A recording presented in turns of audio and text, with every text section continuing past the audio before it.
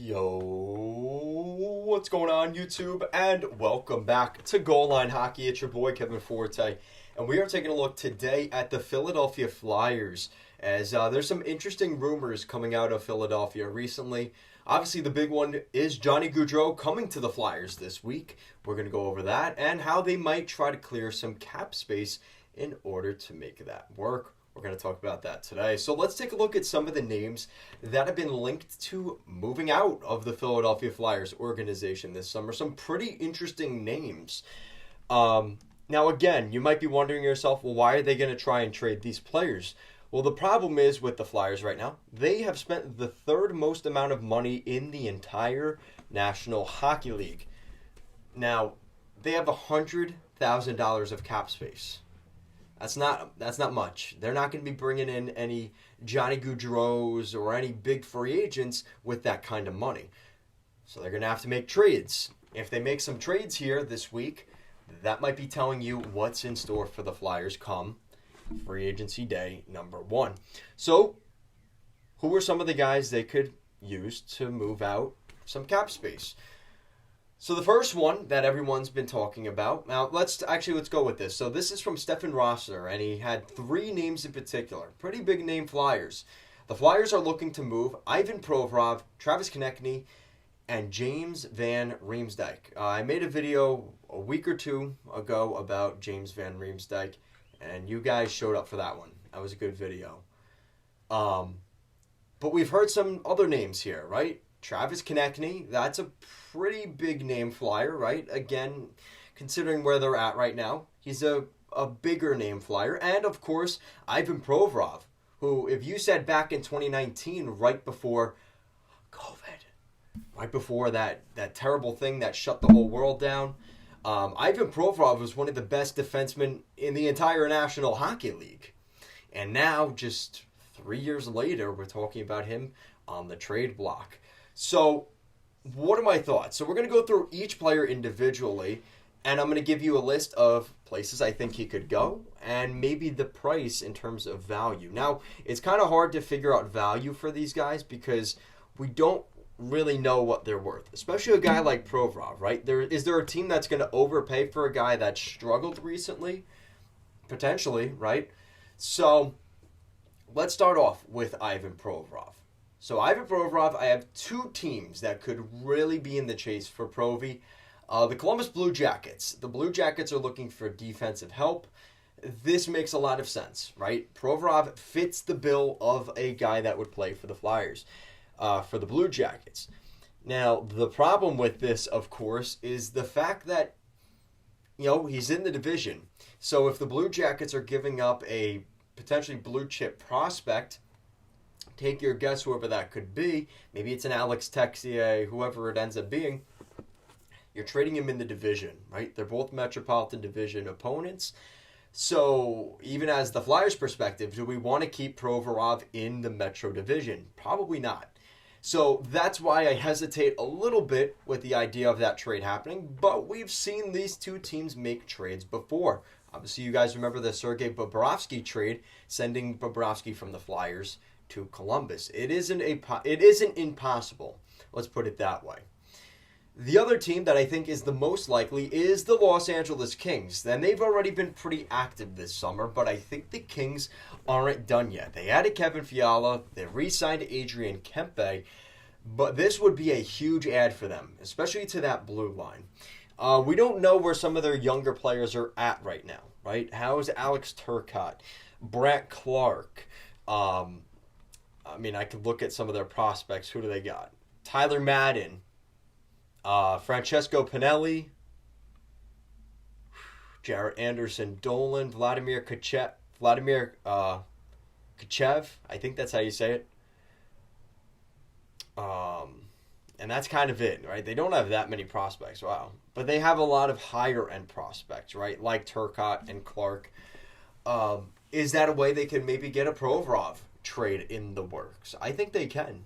I think there is a possibility where they could get that kind of trade done. Now, again, it is going to be expensive, but I think the Kings have what it takes for a Provorov trade, and you're also sending him to the West Coast, which is a benefit for the Flyers, and the Kings, they've been linked to Jacob Chikrin if they want a guy that's maybe more closer to the value of what they really want for him.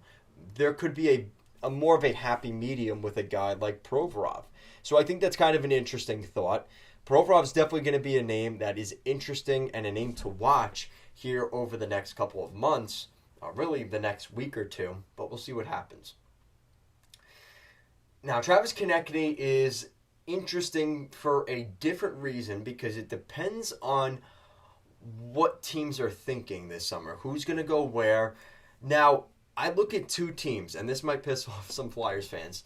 The Washington Capitals. Yeah, that's a divisional opponent, but they could probably use another winger. There is reason to believe that they could get a deal done there. You know, they want to add another high-end player. That could be a good addition for them, and it doesn't cost them all that much. So Travis Konecny could be a great fit for the Washington Capitals on the wing.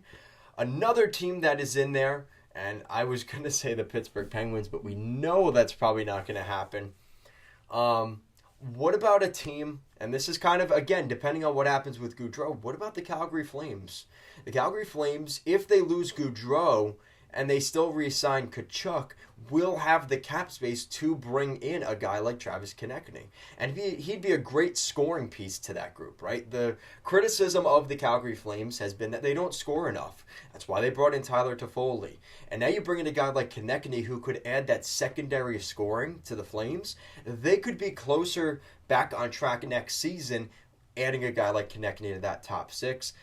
That's my take on it. I think he could be a really good addition there. I think it's less likely they keep him, again, in the division going to the Capitals. But again, there is a fit there.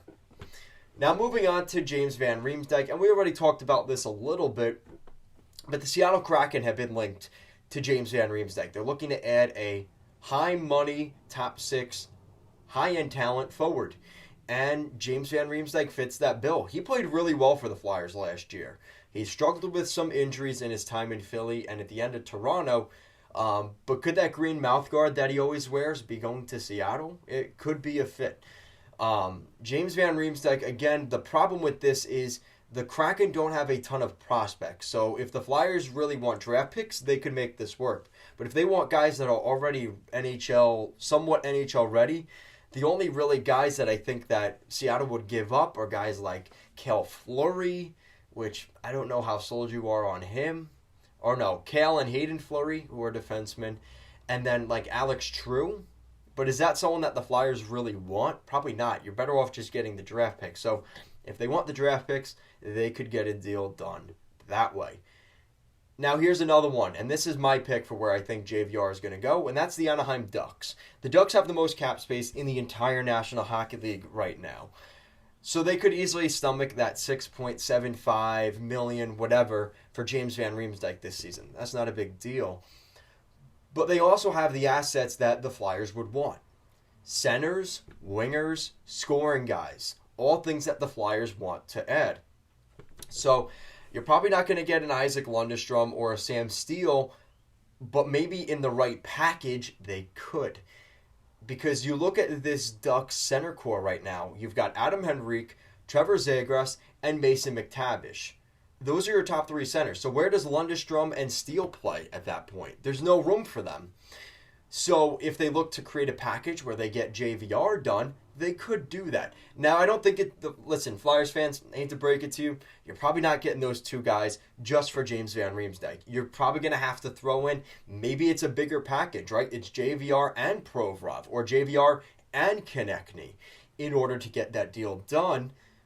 But it isn't out of the realm of possibility. They also have guys like Sonny Milano, who's from Long Island, so he'd be back on the East Coast. James Van Riemsdek in some kind of deal with Sonny Milano, who's an RFA this year, could be a fit. So there is reason to believe that they can get a deal done with the Ducks. But the Philadelphia Flyers, this is going to be very critical here the next couple days for GM Chuck Fletcher. Can he move out the cap space, and can he bring Johnny Gaudreau from Calgary to the Philadelphia Flyers? Does he have enough to sell to Gaudreau, who is a free agent? Listen, we have this, this, and this. This is what we're going to do this year. This is what we're going to do next year. You should sign a 7-year contract with your hometown favorite team growing up, the Philadelphia Flyers. Is there enough is there enough volume to make a good pitch to Gaudreau? I think that is possible, and especially if he's kind of teetering on whether he'll stay or go, there is some confidence there that the Flyers could be that team. And with that said, I mean, looking at these 3 players, you're probably going to have to move 2 of these 3 players here in the next couple days if you want to get a Gaudreau deal done. He's probably looking somewhere between $9 to $10 million per year on his next contract. It's not going to be cheap, but if they can move the cap space, don't be surprised. If 2 or 3 of those guys get traded, we will probably see Gaudreau in Philly on Wednesday. So here are my final predictions. Ivan Provorov going to the Los Angeles Kings.